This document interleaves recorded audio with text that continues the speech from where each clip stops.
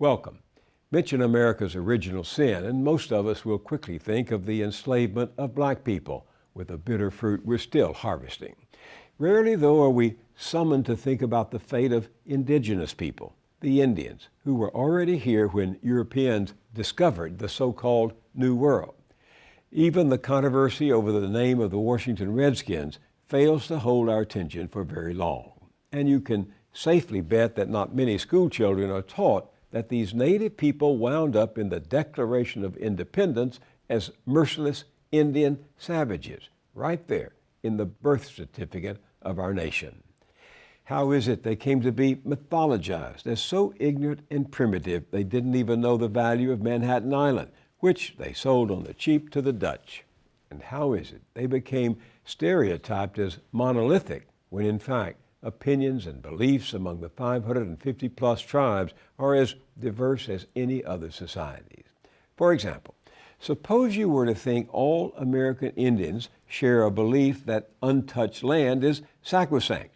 Then you wouldn't be surprised that the Rosebud Sioux in South Dakota oppose the Keystone XL pipeline, or that Apaches in Arizona are furious that Congress just slipped through a law turning over sacred land to the foreign corporate giant Rio Tinto for mining copper, or that Navajos in Arizona have protested the Snowbowl ski resort's use of recycled sewer water to make snow on sacred mountainsides. Yet at the same time, in the same state, Navajo leaders want to build the Grand Canyon Escalade, a tramway nearly 1.5 miles to the floor of the canyon to facilitate tourism. To some Indians, that would be sacrilegious. So, monolithic? Hardly. And that's why my guest is Robert Williams, who is out to change how we think about Indians and to challenge the laws that embody bigotry against them.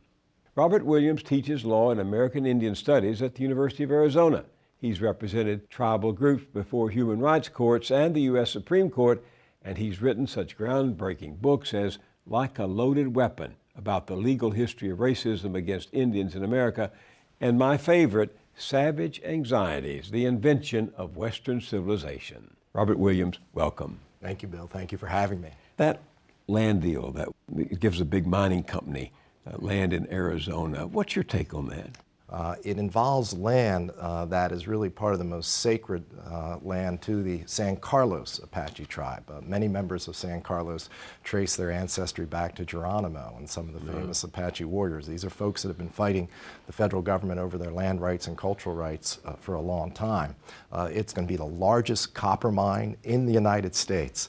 And here you have this little small tribe of Apaches, one of the poorest tribes. Poverty rates and unemployment rates double, triple that of the rest of Arizona, trying to stop this. They brought in a large coalition, National Congress of American Indian tribes from all over the U.S. to try and fight it, but they couldn't overcome the power of the copper industry, quite frankly, and the economic benefits that this would purportedly bring. When you say sacred land, help me understand what you mean by that from your history. Yeah. In many tribes, all land is sacred in the sense that it sustains the tribe, but some sites have particular historical and religious significance. It may be, for example, for the Navajos in that development that you were talking about, the Escalade project in the Grand Canyon. Many Navajos believe that that point of the confluence of the Colorado and Little Colorado River was the point of emergence of the Navajo blessed by the Creator. So you can go on reservations and ask, is that mountain sacred? And maybe half of the folks will say, yeah, that's a sacred mountain. And the other half will say, no, it doesn't mean anything to me. So it's very difficult for a tribe to sort of sit down and come to a consensus on which particular pieces of land are sacred. Each different clan or family will have a different idea. So this small tribe fighting the Rio Tinto land swap in Arizona, they consider the sacredness of the land, by their definition, more important than the jobs that it would produce? In this particular case, yes. The opposite in the Grand Canyon, right? In the Grand Canyon. The Navajos want to build this. That's right. And at the same time, the Navajos are also fighting a sacred lands battle, as you mentioned, involving a ski resort. And so again, the tribe has to come to a consensus. What's important to us? In some cases, that particular piece of land may not have so many associations with it that we can't let it go and let it go to development. But in other instances, particularly where things might be associated with the Apache, with a famous battle between the Apache and the U.S. armies where Apaches died. Gettysburg too. Yeah, it would be very similar if somebody neighboring Gettysburg wanted to build an amusement park. People would be offended. You represent tribes in land disputes such as these. What do these particular stories, Arizona, Grand Canyon, Rio Tinto, the ski resort, what do they have in common? Today, what we see is tribes moving into the 21st century and facing real 21st century problems of globalization, of multinational national resource development, of jobs, of the need. Tribes have elected leadership. They're elected to do a lot of things. They're elected to protect sacred lands, but they're also elected to provide jobs, improve quality of life. And so these are the types of situations tribes are confronting on a daily basis, and you find lots of different attitudes, lots of different conflicts, lots of different controversy within tribes. Is this piece sacred? Is that piece sacred? How sacred is it to which particular part of the tribe, for example? So you're going to find a lot of diversity, and tribal governments have to manage that diversity and have to do what's best for the tribe. So is the Rio Tinto deal that just has gone through familiar to you? I mean, is it a pattern? Yeah. That land was taken away from the tribe. And many people in the tribe will tell you to this day that it was illegally taken away. But once Congress signs a treaty or issues an Indian Claims Commission decision and pays off on it, that's it. Your rights are exhausted. And I've looked at a lot of treaties, and I keep seeing the same guy sign that treaty again and again. And I ask my students, what that guy's name is? X. It's like, and so, that says? Yeah, and what it says is that the tribes they had a document handed over to them. They didn't know what they were signing. They were lied to. Oftentimes it was fraud induced. Sometimes treaties would be ratified even though the required signatures weren't there. And so for Indian tribes, the fact that there may be a treaty, the fact that they may have been, quote, compensated for these lands in a process that didn't even award them interest from the date of the taking, doesn't mean the case is over. U.S. law and international human rights law have radically diverged in the past 20 years in terms of the recognition of indigenous people's rights.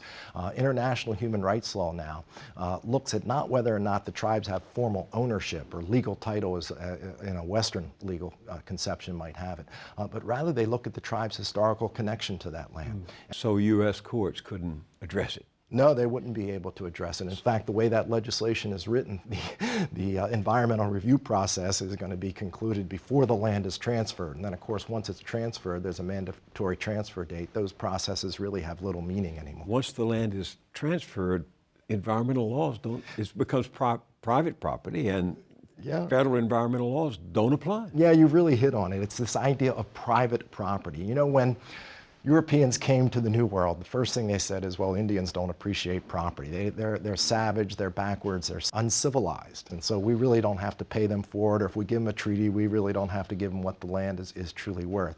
Nothing could be farther from the truth. Tribes have very clear conceptions of their traditional boundaries. They maintain their rights and their claim sovereignty over their lands according to their own oral traditions and tribal elders. And so you can go out there in the reservation, and there might be a reservation boundary established by the United States.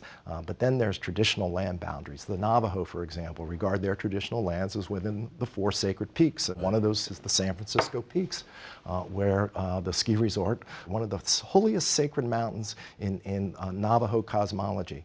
And here you've got the city of Flagstaff selling reclaimed water to make sewage water. I mean, it's considered a horrible desecration. I mean, put it into another cultural context, and you wouldn't be able to think of that being with any other racial group. But for Indians, because we think they really don't care about land, or they have primitive ideas, or they don't have ownership, we completely disrespect that. This has been your passion, almost your obsession, to help us understand how American law came to embody this whole notion of savagery. Your book, Savage Anxieties, it just opened my eyes to this long 250-year history that you talk about as institutionalizing savagery as a concept to discriminate against natives. Right. And what I tried to show in that book is that this idea of this fundamental conflict between savagery and civilization goes back to the very beginnings of Western history. I go back to the Greeks, I go back to the Romans. You can read Homer, and of course Homer has his great heroes involved in this myth, this wonderful mythic contest with savage tribal peoples, half-human monsters on distant parts of the world. When you think about the Roman Empire, what was it made of? It was made of conquest of the tribes of Central Europe, the Germans, the Picts, the Celts. You have tribal wars of Charlemagne in the Middle Ages, fought on behalf of Christianity. Western civilization has been at war with tribalism for 3,000 years. And that war was brought to the New World by Columbus, by the Spanish conquistadors, by the English colonists. And what you find is at a very early point in American law, Chief Justice John Marshall is asked to decide the status of Indian tribes. And what he does is, I like to tell my students, he goes to the S card. He calls them savages who lack the same rights as the white people who came over here, the Europeans, and colonized their land under this, what many Americans might regard as an obscure legal doctrine called the Doctrine of Discovery, but it is still the most important doctrine in American constitutional law. The Doctrine of Discovery. Which holds? Which holds that when Columbus and John Cabot and the other European explorers came to the New World and sailed along the shores and claimed it for their crowns, so long as those lands were occupied by heathen, infidel, and savage peoples, their property rights did not have to be recognized. Marshall says in this famous 1823 case of Johnson v. McIntosh, he says, when the great nations of Europe discovered this continent, they were eager to appropriate to themselves so much of it as they could respectively acquire. But the character and religion of its inhabitants made them a people over whom the superior genius of Europe might claim an ascendancy. In other words, what he's saying there is, when we discovered America, it was occupied by a bunch of backward, uncivilized brutes, and we were going to make better use of the land than them so we could take it from them. I grew up in Texas, in a town named after John Marshall, Marshall, Texas. No one ever told me what Chief Justice John Marshall said in that 1823 decision that you just mentioned, in which he refers to Indians as heathens and fierce savages. And you say this is one of the most important Indian rights cases ever handed down by the Supreme Court. Absolutely. Because? Because it defines the property rights of indigenous peoples in this country. And what it says is that upon discovery, the European nation, or the nation that succeeds to its interest, the U.S. from Great Britain, holds superior title and sovereignty to the land belonging to the Indians. They have a mere right of occupancy. And what Marshall says is that right of occupancy can be taken away by purchase, conquest, or any other means. And so the reason that this case is so important is it really sets the foundation for this radical approach to understanding the basic human rights of Indian people to hold and control the lands that they occupy. It gives the U.S. government the right to relocate. It stands at the bottom of the ethnic cleansing campaigns, for example, in the removal era. And it's continued to be cited today by the Supreme Court. Even Justice Ginsburg, the most liberal member of the court, in footnote 1 of an opinion she wrote several years ago involving the Oneida Nation, cites the Doctrine of Discovery. The court never questions it.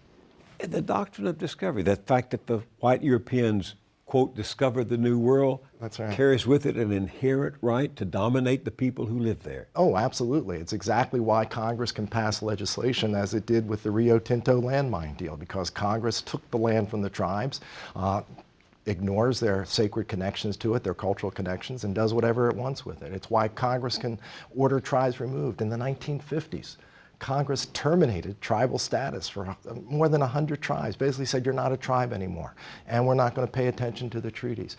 The Supreme Court has held that when Congress breaches a treaty with an Indian tribe, it's not judicially reviewable. It's called a political question.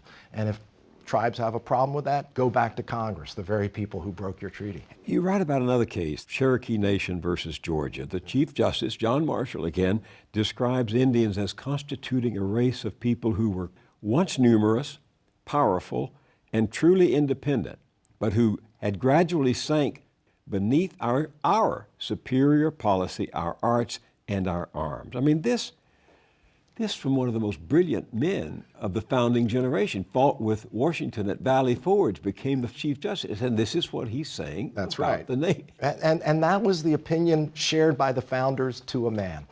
In fact, George Washington, 2 weeks after the Treaty of Paris was signed, ending the Revolutionary Wars, asked about his opinions on Indian policy. Washington had been an Indian fighter since the French and Indian War. And a lot of folks, particularly in the red states, the southern states, that had suffered a number of Indian depredations, wanted to remove all the Indians to Canada, let them go with the English. And Washington said, well, you can try and chase the Indians off their land, but the savages, like the wolf, they'll return immediately you turn your back. And so better, he said, more expedient to negotiate treaties with them because, and again, this is what the founders believed to a man, Indians are a vanquished race. They won't be here 2 to 3 generations. When I talked to the writer Ta-Nehisi Coates recently here, he said that African Americans today are bound, tethered by the reality, the mythology, and the legacy of slavery. What are you saying is the equivalent of that phenomenon for Indians? It's the history of dispossession. You know, very much like African Americans, the history of America is taking away resources, whether it's labor or whether it's land, from one racial group to give them to the dominant racial group. So in that sense, there is a very similar experience, but the dispossession experience that you know, African Americans were dispossessed of the land by being brought over here in slave ships, whereas Indians were on the land and fought literally wars against Europeans for control of that land.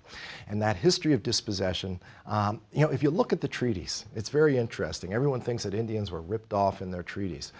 If you look at the first round of treaties from about 1800 to the Civil War, tribes secured over 150 million acres. It may have been 144 million acres in those treaties. That's a large amount of real estate. In the 1880s, after tribes were finally defeated in the Indian Wars and put onto reservations, Congress passed the 1887 General Allotment Act. And that act ended up dispossessing tribes of 90 million acres. Most of it turned over to white homesteaders, most of those acres being the best lands on the reservation. And so that history of dispossession was also accompanied by a history of forced assimilation, whether it was in residential schools, whether it was in dismantling traditional tribal governance structures. And so it's what's been taken away. And the justifications for that is that you're not as good as us. Our systems are better. Our modes of education, our ways of owning land, our ways of working have been continually cited to Indians as the reason for these government policies. You're savage and we're not. Even though we come from a continent, Europe, that was racked by blood and violence and cruelty beyond measure, but that term savage never stuck to the white European the way it did to the American Indian. No, that's right. And it was a generic term. It was used wherever. You see the term used in Australia to describe the Aboriginal peoples. Savagery? There. Savagery. It's in the Declaration of Independence. It's in the, yeah, it was a word that Westerners used, again, to consciously differentiate themselves from non-Westerners, to assert that superiority, that cultural superiority. It goes back to the British Empire. And again, you know, what was the purpose of the British Empire? To bring civilization to the savage, no matter where they were, whether it was India or Asia or Australia or whatever. It's that civilizing mission that characterizes so much of the history of Western colonialism. So what this ideology, what this myth did was really excuse America for the disappearance of the Indian. It wasn't our fault. They were just an inferior race. And so Marshall adopts that. And the tragedy and the present day circumstances of that decision are that those racial attitudes are so deeply embedded in these foundational principles of American Indian law. So has there been any improvement in the way Native Americans are treated in the John Roberts Court more recently? No, in fact, Native American Rights Fund has a project called the Supreme Court Project, and quite frankly, it's focused on trying to keep cases out of the Supreme Court. This Supreme Court, Justice Roberts, is actually hard to believe, is probably worse than the Rehnquist Court if you look at the few decisions that it's issued. And Justice Rehnquist, before he became Chief Justice, had written several highly negative, stereotype-charged opinions about Indians. One was a horrible case called Oliphant v. Suquamish Indian Tribe, which denied tribes the right to criminally prosecute non-Indians who commit crimes on their reservations. That decision has had horrible consequences for law enforcement on Indian reservations. But in that opinion, Justice Rehnquist cites language from the 1830s to explain why whites didn't trust tribes to exercise criminal jurisdiction. They were savages. I was shaking my head as I read Savage Anxieties and Like a Loaded Weapon to realize the real meaning of that term, the long arm of the law, because what you're describing here are Supreme Court decisions in 1823 and 1830 and that era that still shape how the Indian, the people who were here before John Marshall and the others, are seen, perceived, and governed. Well, I did my job then. Thank you. Well, I actually developed that title thinking it worked both ways. You know, if you're an Indian, you could be very anxious about some of the Supreme Court's decisions, some of the decisions of policymakers, so maybe a little bit of irony there. But I think our Savage Anxieties, when I titled the book, I really wanted to focus people on the challenge that tribes in this country, as well as indigenous peoples around the world, are confronting Western civilization with. And that's the challenge of them saying, we don't want to go your way. We want to maintain our culture. We want a land base. We want a right to govern ourselves, and everybody who steps onto that land base according to our ways, according to our traditions, according to our law. And that's something that the West has never accepted. What we've had is 500 years of taking away from tribes. And it's going to be very hard to start giving back and to start recognizing those things that were taken from tribes. Indian people don't regard that as a permanent situation. It's just a project that needs to be worked on. And that is the project, and that continual work that Indian leaders, indigenous peoples are doing throughout the world is getting back what was taken away. If there were one stereotype you could immediately change, what would it be? That Indians are lawless people. Okay, and I would change that because it's probably the most harmful stereotype. So I'll give you one other example. It involved the San Carlos case. One of the prime backers of that land bill was a Republican congressman, Paul Gosar. And when he was challenged by an Apache on this bill, he said, well, Indians are wards of the federal government. This happened recently. A member of Congress from Arizona, whose district includes lots of Indians, characterized Indians as wards of the federal government. That's a 19th century notion. That congressperson is obviously stuck in the 19th century when he thinks about Indians. How is that person going to legislate and treat Indians fairly and respect their rights when he has this sort of infantilized image of Indians as not being up to the same level of responsibility as everybody else? But I make this point in my books. Until we start attacking the root of the historical problems of discrimination against Indians, and those roots begin in these stereotypes that Indians are less civilized than us, they're less able to exercise self-governing functions. Until we get to the roots of those problems, we're not going to change legislation. We're not going to change the hearts and minds of the Supreme Court. The past is really the invisible hand at our back, isn't it? Well, and that's the problem today. Many of the situations that we've talked about, whether it's the San Carlos, whether it's the Navajo fighting for their land rights or fighting to develop their land to try and provide decent jobs on the reservation. The backdrop to all that, the reason that we have those battles is that history of dispossession.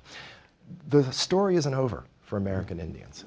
You may think, Americans may think, well, Indians are in the past, we don't have to worry about that anymore. But like those guys that signed that treaty with X, Indians knows those treaties were oftentimes negotiated under duress.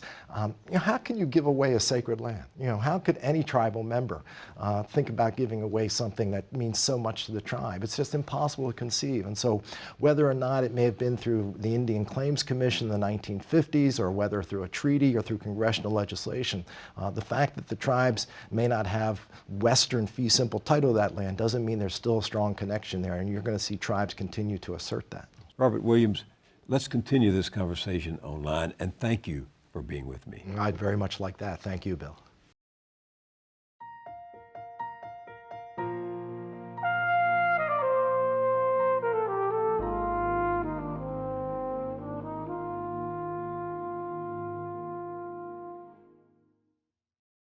We're near the end of our broadcast. Next week will be our last, but we're continuing our website, BillMoyers.com.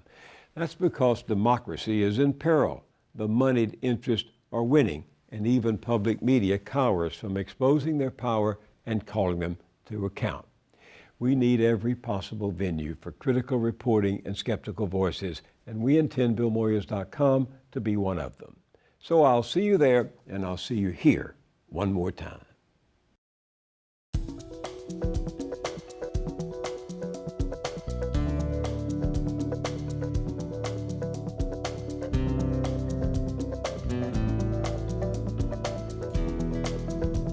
Don't wait a week to get more Moyers.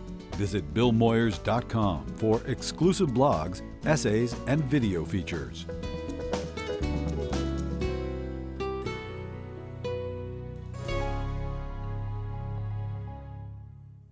Funding is provided by Ann Gumowitz, encouraging the renewal of democracy. Carnegie Corporation of New York, supporting innovations in education, democratic engagement, and the advancement of international peace and security at carnegie.org. The Ford Foundation, working with visionaries on the front lines of social change worldwide. The Herb Alpert Foundation, supporting organizations whose mission is to promote compassion and creativity in our society. The John D. and Catherine T. MacArthur Foundation, committed to building a more just, verdant, and peaceful world. More information at macfound.org. Park Foundation, dedicated to heightening public awareness of critical issues. The Kohlberg Foundation, Barbara G. Fleischman. And by our sole corporate sponsor, Mutual of America, designing customized individual and group retirement products. That's why we're your retirement company.